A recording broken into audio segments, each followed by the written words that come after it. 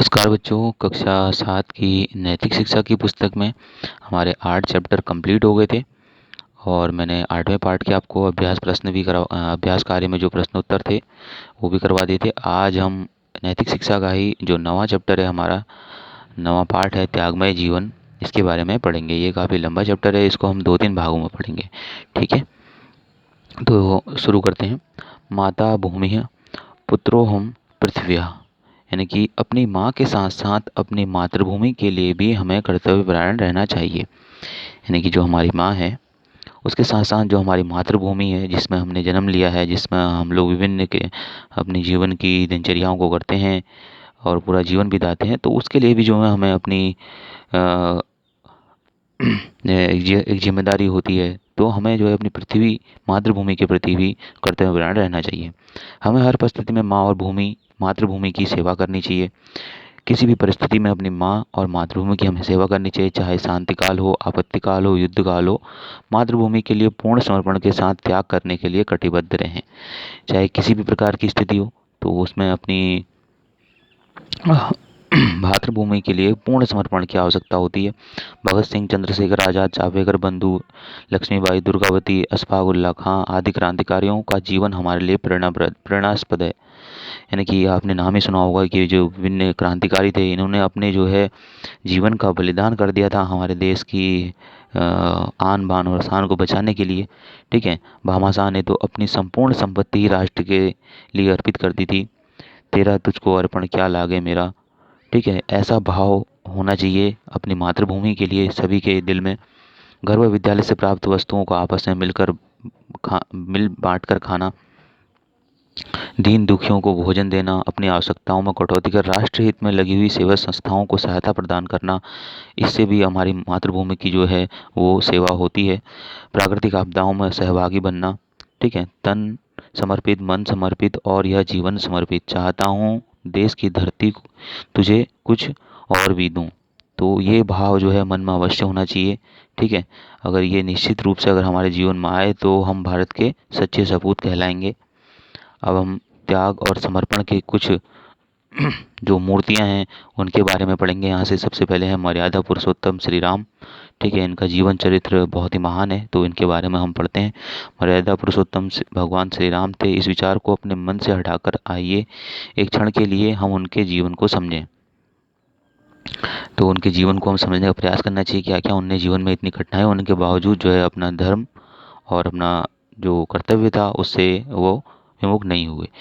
बड़ी मनोनीतियों के उपरांत महाराज दशरथ को संतान सुख मिला। सारा लाड़ प्यार सुख वैभव उन पर उड़ेल देने के अरमान थे, यानी कि राम पर, परंतु राम को मिला राक्षसी ताड़का से युद्ध, राक्षसों से टक्कर।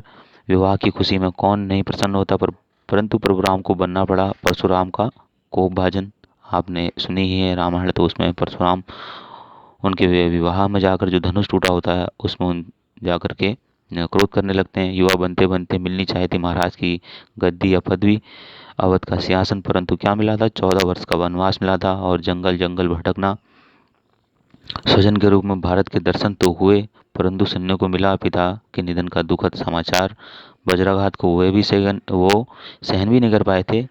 उसके बाद उनका पत्नी का अपहरण, खरदूषण से युद्ध, न जाने किन किन संकटों का सामना उन्होंने जो है संसार में किया।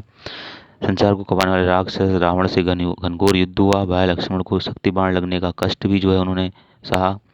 कितनी विसंगतियों से भरा है उनका जीवन। एक और सशस्त्र सैनिकों से सुसज्जित रावण सेना, दूसरे निहत्थे वानर भालू, अथाह सागर को पार करने वाले दुष्कर कार्य जो है ऐसे उन्होंने अपने जीवन में किए। वनवास की अवधि समाप्त होने पर सिंहासन रूढ़ होते हुए तो मर्यादा रक्षा हेतु पवित्र सीता माता का त्याग, राजधर्म के पालन करते समय अपने ही पुत्रों से युद्ध, जनक नंदिनी सीता का देखते ही देखते धरती में प्रवेश, स्वयं के शरीर का त्याग सरयू नदी में उन्होंने जल समाधि करके किया।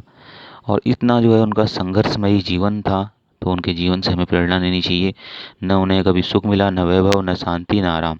सामाजिक मूल्यों और आदर्शों की रक्षा हेतु पग पग पर उनका जीवन जो है ये भरा पड़ा था।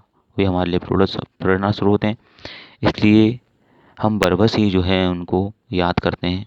ठीक है, फिर है सुमित्रा का त्याग।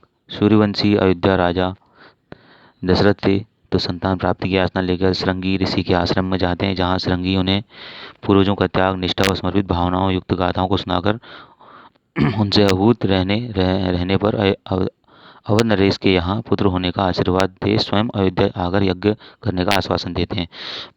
तो राजा दशरथ जो है श्रृंगी ऋषि के आश्रम में जाते हैं, तो श्रृंगी ऋषि बोलते हैं कि आपकी जो है इच्छा अवश्य पूरी होगी, हम आपके वहाँ अयोध्या आकर जो है यज्ञ करेंगे। तो जब अयोध्या में जब यज्ञ पूरा हो जाता है तो अग्नि देवता स्वयं प्रकट होते हैं और खीर के जो है 2 पात्र श्रृंगी ऋषि को देते हैं, जिससे जो है अवध का जो है वंश वो आगे को बढ़ेगा। राजा दशरथ की 3 रानियाँ थी, कौशल्या, कैकेयी और सुमित्रा, मगर पात्र जो थे खीर के वो 2 ही थे।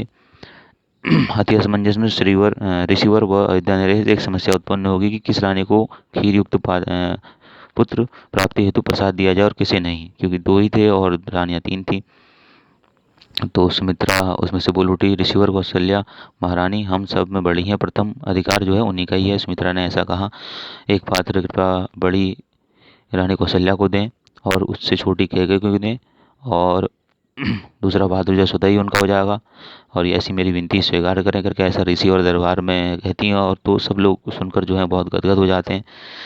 माने सुमित्रा के सुझाव पर तुम्हारा क्या होगा? सुमित्रा अचानक बीच में अयोध्या नरेश बोल उठे, मेरे लिए तीनों एक समान है, तीनों से मेरा एक सा लगाव है। तो इस पर जो श्रृंगी ऋषि होते हैं वो बहुत खुश होते हैं और सुमित्रा को वरदान देते हैं कि तुम्हारी त्याग भावना के अनुरूप जो है तुम्हें 2 त्यागी पुत्र होंगे करके।